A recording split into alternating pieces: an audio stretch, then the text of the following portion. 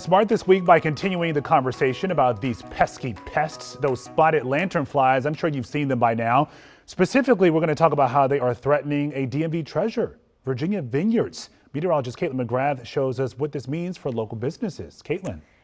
Yeah, that's right. So spotted lanternflies have good taste. They love sugary grapes. So I went to Zephaniah Farm Vineyard in Leesburg, an incredible family-owned farm with a rich history, to learn about how they're battling these bugs.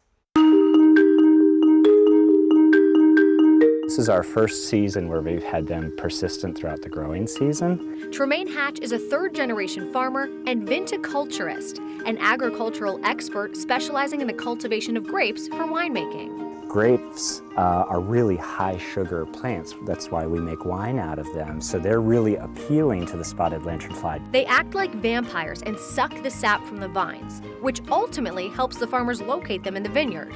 The insects themselves are pretty hard to see, but they do release this honeydew that leaves a little bit of a sheen on the leaves that's easier for me to see. If there's enough of them feeding on a single grapevine, they could weaken that grapevine so it succumbs to injury during the winter or something like that.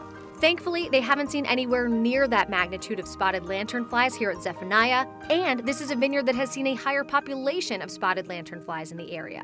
Tremaine consults for around a dozen vineyards in Northern Virginia, and he says the best thing farmers can do is be proactive, specifically by removing tree of heaven, a common tree seen around the DC region, which also happens to be an invasive species, just like the spotted lanternfly. For them to complete an entire life cycle, they really need to feed on tree of heaven at some point during the year. So if we can remove tree of heaven adjacent to the vineyard, hopefully we have a lower population here, which is what we're shooting for. They also work with Loudoun County on a program called Scrape the Grape.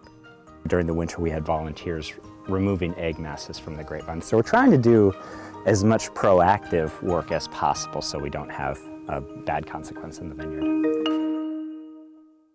And for more information on how you can help keep the spotted lanternfly population at bay, just visit our WUSA9 app or WUSA9.com and search Garden Smart. Those spotted lanternflies are everywhere this year. And you just asked a good question as to why, and it's just because they've been around the area for a little bit longer, so they're reproducing more and more each year, so that's why we're starting to see more. So they just like it here, huh? They do. You can call this home. They do, but now they have natural predators, so hopefully in a few years their population will be right back out of here. Fingers crossed. Yeah.